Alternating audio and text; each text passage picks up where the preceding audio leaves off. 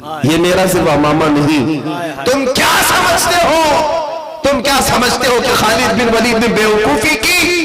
بات در حقیقت یہ ہے کہ میں اس امامے کو اٹھانے کے لیے اس لیے چل پڑا کہ اس امامے میں میرے رسول اللہ کے 3 موئے مبارک رکھے ہوئے ہیں.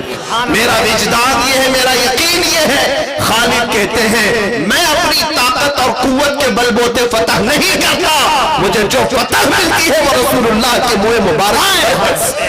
نعرہ تکبیر، نعرہ رسالت، عظمت مصطفیٰ، رفعت مصطفیٰ، ناموس مصطفیٰ. ان کو نشہ نہیں تھا اپنی قوت کا، اپنی طاقت کا، کہ میں 35 کلو کی تلوار اٹھاتا ہوں اور صفوں کی صفے درہم برہم کرتا ہوں. نہیں، خالد بن ولید کو یقین تھا مجھے اگر کوئی چیز فتح دلا سکتی ہے تو نسبت رسول اللہ ہے. رسول اللہ کی نسبت ہی مجھے فتح سے ہم کنار کر سکتی ہے. آج بھی میں آپ سے یہی کہنا چاہتا ہوں، کبھی اپنی تعداد کی طرف مت دیکھو. بچھڑے ہوئے ہیں تو کیا ہوا، ٹوٹے ہوئے ہیں تو کیا ہوا، گھر بار نہیں ہے تو کیا ہوا. اتنی بات تو ہے کہ تمہارا سینہ اب بھی نبی کے نام پر دھڑک تو رہا ہے، حضور کے نام پر مچل تو رہا ہے. اب جب بھی مؤذن پکارتا ہے اشہد ان محمد رسول اللہ، تم اپنے انگوٹھے لبوں سے لگا کر آنکھوں سے لگا لیتے ہو، چوم کر کے آنکھوں سے لگاتے ہو. یہ اس بات کی علامت ہے کہ سب لٹ گیا ہے، لیکن نام مصطفیٰ کی قدر و قیمت ابھی بھی سینے میں موجود ہے. اگر اتنی دولت تمہارے پاس ہے تو پھر نا امید ہونے کی ضرورت نہیں، اب کسی اور سے خوف کھانے کی ضرورت نہیں. یہ جو ہلکی شمع ہے بس اس کی لو کو تھوڑا اور بڑھا دو، تھوڑا اور بڑھا دو، تھوڑا اور بڑھا دو. پھر میں کہتا ہوں تمہیں نہ میدان میں اترنے کی ضرورت ہے، نہ کسی سے جنگ کی نوبت آنے کی ضرورت ہے، نہ مقابلہ کرنے کی ضرورت ہے. بس تم صرف چہل قدمی کرو عشق مصطفیٰ کے نام پر، پھر دیکھنا مصلی وہ بچھائیں گے، امامت تم کیا کرو گے، عمارت وہ بنائیں گے، اذان تم کیا کرو گے. سبحان اللہ. بات صرف اتنی ہے سینہ ہو تو مصطفیٰ کے عشق میں دھڑکنے لگ جائے. میں بات کرتا ہوں سلطان الہند معین الدین غریب نواز کی. جب وہ ہندوستان آ رہے تھے، یہ وہ وقت تھا جب شہاب الدین غوری شکست کھا کر واپس جا رہا تھا. شہاب الدین غوری کے پاس 1.5 لاکھ کی فوج تھی، ہاتھی گھوڑے ساز و سامان سب تھے، لیکن یہاں کے راجے مہاراجاؤں سے شکست کھا کر جا رہا تھا. جب غریب نواز آ رہے تھے 8 فقیروں کے ساتھ، اور ایک روایت 40 فقیروں کے ساتھ آ رہے تھے، راستے میں ملاقات ہو گئی. بادشاہ نے اپنے قاصد بھجوائے، پوچھا دیکھنے میں تو درویش مسلمان لگتے ہیں، کدھر کا سفر ہے، کہاں جا رہے ہیں، پوچھو. قاصد آیا، پوچھا بابا کہاں جا رہے ہو؟ غریب نواز نے کہا ہندوستان فتح کرنے جا رہے ہیں، ہندوستان فتح کرنے جا رہے ہیں. تو بادشاہ کو جب یہ خبر ملی تو ہنسنے لگا، ہماری 1.5 لاکھ کی فوج ہے، ہاتھی گھوڑے ساز و سامان ہے، اور یہ 8 فقیروں کی جماعت جا رہی ہندوستان فتح کرنے کی بات کر رہے ہیں. وہ ہنسنے لگا. معین الدین چشتی نے فرمایا شہاب الدین تم میں اور معین الدین میں فرق یہ ہے کہ تو ہاتھی گھوڑے ساز و سامان کے بھروسے پہ گیا تھا، معین الدین صرف اللہ اس کے رسول کے بھروسے پر جا رہا ہے، اور وہ توکل آج بھی نظر آتا ہے. معین الدین چشتی بغیر تلوار کے آئے، لیکن آج گھر گھر میں معین الدین کا پرچم لہراتا ہے. غریب نواز کا پھیلا ہوا اسلام ہر گھر پر لہرا رہا ہے. میں آج یہاں بات یہ کرنا چاہتا ہوں کہ عشق مصطفیٰ میں لبریز سینہ لے کر کے وہ غریب نواز آئے تھے. کیا نہیں کیا گیا ان کے ساتھ، کیا نہیں کیا گیا؟ ارے یہ جو کچھ ہو رہا ہے یہ کوئی نیا نہیں ہے. آپ کو ایسا لگتا ہے کہ 2014 میں حکومت بدل گئی اور اتنا سب ہونے لگا. یہ ہر زمانے میں ہوتا رہا ہے. ماب لنچنگ تو مکہ والوں کی بھی عادت تھی. بلال حبشی کے ساتھ کیا کرتے تھے، خبیب ابن عدی کے ساتھ کیا کرتے تھے، خباب ابن الارت کے ساتھ کیا کرتے تھے. ماب لنچنگ ہی تو ہے، ایک مسلمان کو نہتا پکڑنا، مارنا، اور پھر ہیبت طاری کرنا، دہشت طاری کرنا. 1400 سال پہلے سے تاریخ آ رہی ہے.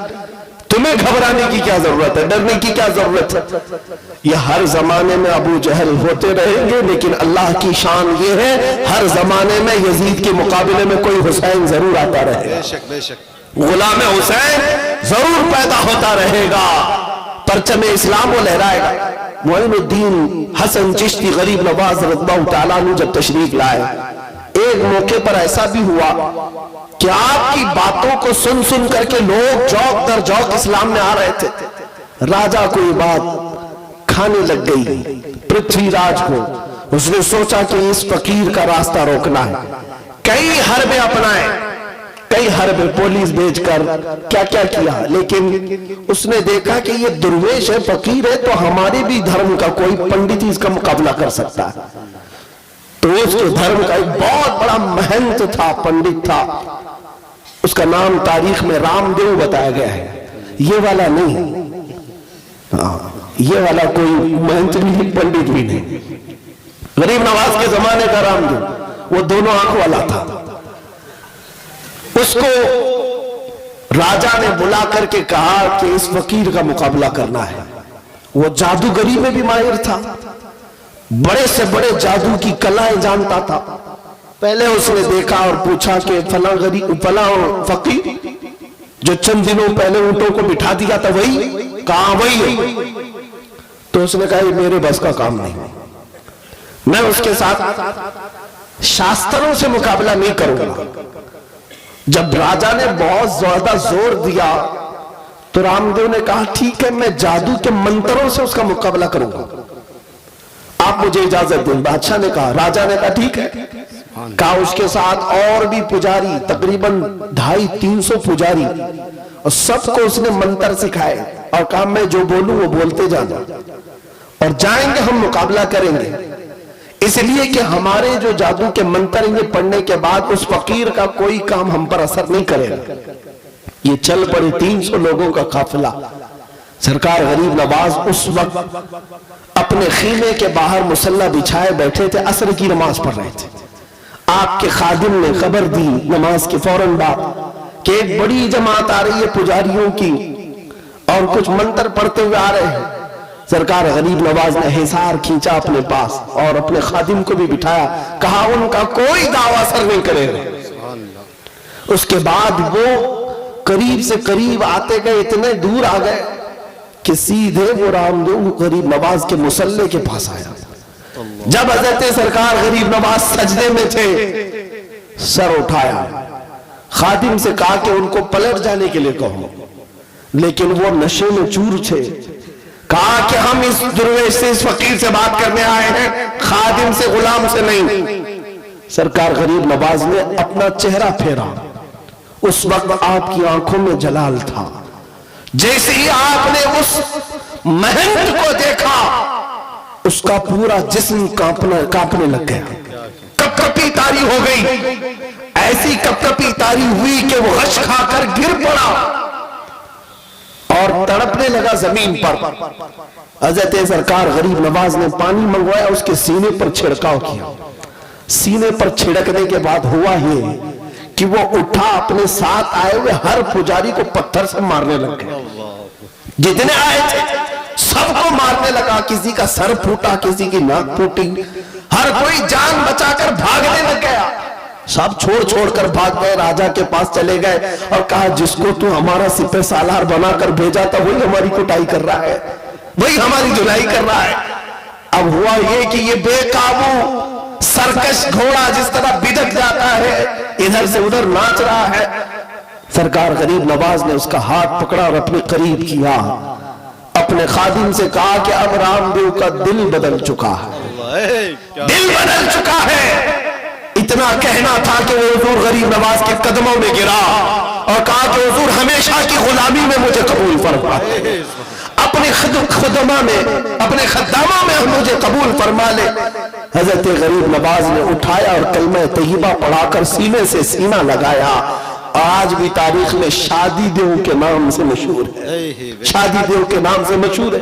ایک دو نہیں، کئی مقابلے ہوئے. لیکن میں ایک بات یہاں اس لیے عرض کرنا چاہتا ہوں کہ وہ تو بنا تلوار کے آئے تھے، بنا ہتھیار کے آئے تھے، لیکن سینے میں جو عشق مصطفیٰ کا ہتھیار تھا، بڑی سی بڑی طاقت کو سرنگوں کر دیا کرتا تھا، گھٹنے ٹیکنے پر مجبور کر دیا کرتا تھا. اسی لیے کہا اقبال نے قوت عشق سے ہر پست کو بالا کر دے. قوت عشق سے ہر پست کو بالا کر دے, دہر میں نام محمد سے اجالا کر دے, کی محمد سے وفا تو نے تو ہم تیرے ہیں, یہ جہاں چیز ہے کیا لوح و قلم تیرے ہیں. اے نوجوانوں, میرا یہ میسج ہے, اب دنیا زندگی گزارنے کے طور طریقے بدلو. دنیا تمہاری طرف آس لگائی دیکھ رہی ہے, کہاں ہے وہ محمد عربی کے غلام, کہاں ہے وہ جو عزتوں کی حفاظت کرتے. بچیوں کے چہروں سے آج نقاب ہٹائے جا رہے ہیں, حجاب ہٹائے جا رہے ہیں. کیا تم تماشا بین بن کر کے رہ جاؤ گے؟ نہیں, بلکہ ظلم کے خلاف آواز اٹھانے والے کا نام غلام مصطفیٰ ہوا کرتا ہے, غلام حسین ہوا کرتا ہے. کربلا کی داستان دہرائی جائے تو دہرائی جائے گی, ہماری گردنیں جاتی ہیں تو جائیں, لیکن کسی کا خسارہ نہیں ہونا ہے. اتنی بات یاد رکھیں, ہماری گردنیں کٹ جاتی ہیں حق کی آواز بلند ہونے پر, نہ میرے گھر میں کوئی یتیم ہوگا, نہ ہماری بیویاں بیوہ ہوں گی, کچھ نہیں ہونا ہے. بلکہ تاریخ بتاتی ہے اسلام زندہ ہوتا ہے ہر کربلا کے بعد. اگر مٹ بھی گئے, مولا تبارک و تعالی ہمیشہ تمہارا نام زندہ رکھتا ہے, زندہ جاوید بن جاؤ گے. اس لیے حق کی آواز اٹھانا, ظلم کے خلاف بولنا سیکھو.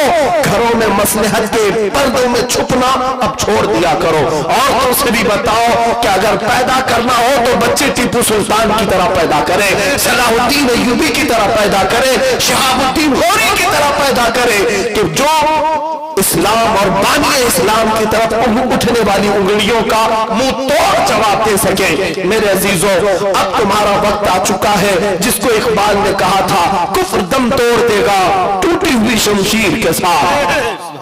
تمہارے پاس کچھ نہیں ہے, کچھ نہیں ہے, پتا ہے. ہر کوئی یہی کہے گا مولانا بڑی بڑی باتیں کر رہے ہو آپ, ہے کیا ان کے پاس؟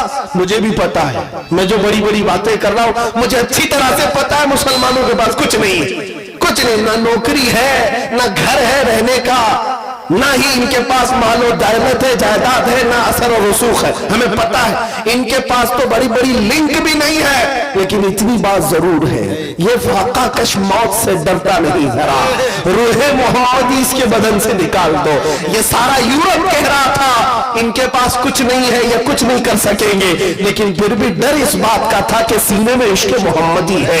اگر یہ بیدار ہو گیا, یہ عشق جوان ہو گیا, تو پھر ہر طاقت کو سونے پر مجبور کر دے گا. اس لیے میں آپ سے کہنا چاہتا ہوں, سب چلا گیا تو کوئی حرج نہیں, اپنے عشق مصطفیٰ کے ساتھ کسی کے ساتھ سمجھوتا نہیں کرنا, اور کسی کے ساتھ سودے بازی نہ کرنا. حضور کی بات آئے تو گھر ایک طرف, ماں ایک طرف, باپ ایک طرف, اولاد ایک طرف, لیکن میرے نبی پاک کی عزت و حرمت اپنی جگہ ایک طرف ہے. بعض لوگ یہ کہتے ہیں کہ ہم حضور کی عزت کی بات کرتے ہیں تو گھروں میں لوگ آڑے آ جاتے ہیں, اڑنگا ڈالتے ہیں. میرے عزیزوں, تمہیں پتہ نہیں کئی صحابہ ایسے ہیں جنہوں نے اپنی سگی ماں بہنوں کو, اپنے ماں باپ رشتہ دار سب چھوڑ کر حضور کے قدموں میں آ گئے. تمہیں صہیب رومی کی اگر بات بتا دوں, 27 سال کے جوان صحابی ہیں, حضور کا کلمہ پڑھا تو ماں باپ دشمن ہو گئے, ماں باپ دشمن ہو گئے. اتنے بڑے پیسے والا باپ تھا کہ مکہ کی جگہ جگہ پراپرٹیاں انہی کی تھی, صہیب کے باپ کی. حضرت صہیب جب دیکھتے ہیں حضور مدینے جا چکے, آئے گھر میں اور کہا میں بھی مدینے جا رہا ہوں. باپ نے کہا اگر جانا ہے تو ساری دولت تیری ختم کر دی جائے گی, ایک پیسہ بھی نہیں دیا جائے گا. صہیب رومی نے کہا جو لکھوانا ہے لکھ لو, ساری جائیدادیں لکھ لو, جسے چاہے دے دو, میں مدینے جاؤں گا میرے مصطفیٰ کے قدموں میں. سنو, باپ کو غصہ آیا, ساری دولت لکھوا لیا, کہا کہ نکل جا میرے گھر سے. جب جانے لگا تو ماں پیچھے سے پکارتی ہے, کہتی ہے صہیب تیرے جسم پر جو کپڑا ہے نا وہ ہماری کمائی کا ہے, جو لباس تو پہنا ہے وہ ہماری کمائی کا, یہ بھی اتار کے دے. حضرت صہیب گھر واپس آئے, اپنا وہ لباس بھی اتارا اور ٹاٹ کا کپڑا جو گونی ہوتی ہے وہ اوڑھ لیا, کانٹے لگا لیے, اسی حالت میں مدینے چل پڑے. ان کا لباس تک اتروایا گیا اور چلے. ابھی مکہ کی سرحد ختم بھی نہیں ہوئی تھی, باپ بڑے پیسے والا مکہ کے گنڈوں کو پیسہ دے کر کے بھیجتا ہے اور کہتا ہے کہ میرا بیٹا مدینہ جا رہا ہے, اسے بیچ راستے میں اتنا مارو کہ وہ واپس گھر آ جائے. گنڈوں کو پیسہ دے کر لگوایا. بیچ راستے میں گنڈے آئے, صہیب رومی کے ساتھ لڑائی جھگڑے شروع ہوئی. घोंसे मारे गए, लात मारे गए, क्या क्या मारा गया। उनकी नाक फट गई, आंख अंदर गई, गाल सूज गए, जगह जगह से हड्डियों पर जख्म। उसके बाद उठते हैं और कहते हैं तुमने अपना काम कर लिया, तुम वापस जाओ, मैं फिर भी मदीने जा रहा हूं, मैं मदीने जा रहा हूं। टाट का लिबास, जगह जगह से जख्म, हड्डियों को तोड़ दिया गया। लेकिन इसी लंगड़ाते हुए माजूरी के आलम में 9 दिन का पैदल सफर करके वो मदीने आ रहे हैं। माँ बाप ने सब छीन लिया, रिश्तेदारों ने छीन लिया, लेकिन इधर जब आ रहे थे, रिवायत है कि मस्जिद नबवी से उस दिन शाम के वक्त मेरे आका बाहर निकलकर अपनी गर्दन ऊंची कर करके बार बार किसी का इंतजार कर रहे थे। सहाबा ने पूछा हुजूर कोई आ रहा है? हुजूर ने कहा हाँ, मेरा एक दर्दमंद आशिक मेरी मोहब्बत में जख्म खाकर आ रहा। सहाबा ने देखा वो कोई और नहीं, सुहैब आ रहे थे। जब वो करीब आए तो लंगड़ाते हुए आए, जगह जगह जख्म था, टाट का लिबास पहने हुए थे। जैसे ही करीब आए मेरे आका ने उनको सीने से सीना लगाया, अपनी चादर उठा करके उनको पहना दिया, चादर लपेट दिया। चादर जैसे ही लिपट गई, शुएब के जुबान पर अब मुस्कुराते हुए ये जुमले आते हैं, कहते हैं मेरे दोस्तों, लोगों ने मुझे मारा तोड़ा, मेरे माँ बाप ने सब छीन लिया। नबी पाक ने चादर क्या पहनाई, सारे जख्म काफूर हो चुके, सारे दर्द खत्म हो गए, मुझे कोई दर्द भी याद नहीं, कोई जख्म भी याद नहीं। वो शुएब जिंदगी भर उस चादर को साथ रखते रहे, यहां तक कि अपनी वफात के वक्त भी ये वसीयत कर करके गए कि अगर मैं मरूं तो मेरी कब्र में यही चादर कफन के तौर पर पहनाना। इसलिए कि ऐ लोगों, जब सगी मां ने मेरे कपड़े उतरवाए थे, उस वक्त अगर मुझे किसी ने कपड़ा दिया था तो वो ताजदार मदीना की जात थी। अजीजान गिरामी, उन सहाबा ने सब कुछ छोड़ा था हुजूर के नाम पर। अगर तुम्हारी जिंदगी में कभी ऐसा मौका है तो ये मत देखना ये 4 दिन की दुनिया को राजी रख सकूंगा, मौलाना के साथ नहीं जाऊंगा, ये राजी रहेंगे, कभी नहीं हो सकेगा, ये कभी राजी नहीं होंगे। अगर ज्यादा से ज्यादा इनकी दोस्ती चलेगी तो तुम्हारी कब्र तक, कब्र में दफन करने के बाद घंटा भर भी तुम्हारी कब्र पर कोई बैठने वाला नहीं।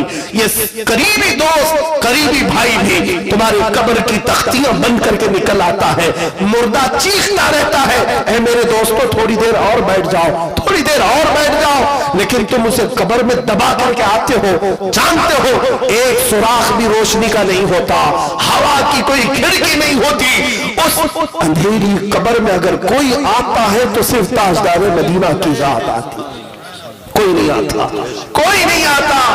जिनके लिए तुमने यहां दुनिया में किससे किससे दुश्मनियां मोल ली, यही वो जवान दोस्त तुम्हारा लाशा उठाकर कब्र में अंदर दफना कर चले आते हैं। लेकिन वहां भी अगर कोई आ रहा है वो मदीने का ताजदार आ रहा है। इसलिए जवानों, मुजद्दिद की बात सुनो, बरेली की आवाज सुनो। उस बरेली के इमाम ने कहा था आज ले उनकी पनाह, जब जाकर उनका सामना करना ही है, आज ले उनकी पनाह, आज मदद मांग उनसे, फिर न मानेंगे क़यामत में अगर मान गया।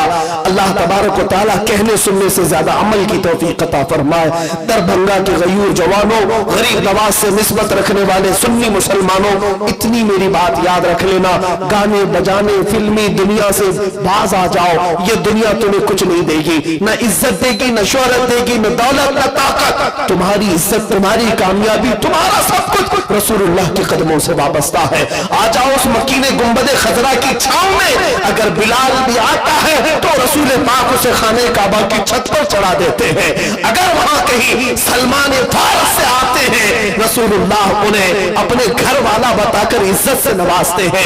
तुम अगर हिंदुस्तान से निकलकर मेरे मुस्तफा को हाजिर और नाजिर जानकर अपने आप को पेश कर दो, आका दहन में जुबान तुम्हारे लिए, बदन में है जान तुम्हारे लिए, हम आए यहाँ तुम्हारे लिए, उठे भी वहां तुम्हारे लिए। तो याद रखना, जिसने अपने आप को हुजूर के हवाले कर दिया, फिर जवाब मदीने से आता है कि मेरे आशिक, तू मरेगा हिंदुस्तान में लेकिन तेरी रूह पहुंचेगी जन्नतुल बकी में, हुजूर के कदमों तक। हमने आला हजरत को सुना है, बरेली में इंतकाल हुआ लेकिन मदीने में रसूलुल्लाह ने इस्तकबाल किया। ये जिंदगी गुजारो कि मरने के बाद भी इज्जत हो और अल्लाह की बारगाह में सुरखरुई हो। मौला करीम इन आले रसूल औलाद अली के सदके हमें जिंदगी में खुराफात और लग़वियत से महफूज व मामून फरमा दे। ऐ करीम खुदा, जितनी जिंदगी हमारी बाकी है ये सारी सांसें हुजूर के नाम पर कुर्बान करने की तौफीक अता फरमा।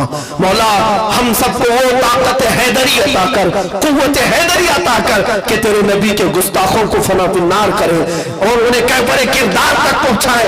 ऐ मौला, मुसलमानों की कोई भी इज्जत और वकार को वापस अता फरमा दे, इनकी आबरूओं को फिर से अता कर दे, इनके दिलों को मुत्तहिद कर दे, इन्हें फिर से जोड़ दे, एक परचम के तले इन्हें सबको जमा कर दे। ऐ रब्बे जुल जलाल, इनके दिलों को हुजूर की मोहब्बत में धड़कने वाली सांस अता कर, इनके खून की नस नस में मौला हुजूर की मोहब्बत अता फरमा। व सल्लल्लाहु तआला अला खैर खल्क़िही मुहम्मद व आलिहि व अस्हाबिही अजमईन व आखिर दावाना अल्हम्दुलिल्लाहि रब्बिल आलमीन। क़िबला हुजूर शम्सुल्लाह जान साहब क़िबला अदामल्लाहु इक़बालहू की बारगाह में मैं माइक पेश करता हूँ। हज़रत मुझे भी आपको भी अपनी सरपरस्ती, सदारत और नसीहतों से भरपूर नवाजेंगे इंशाअल्लाह।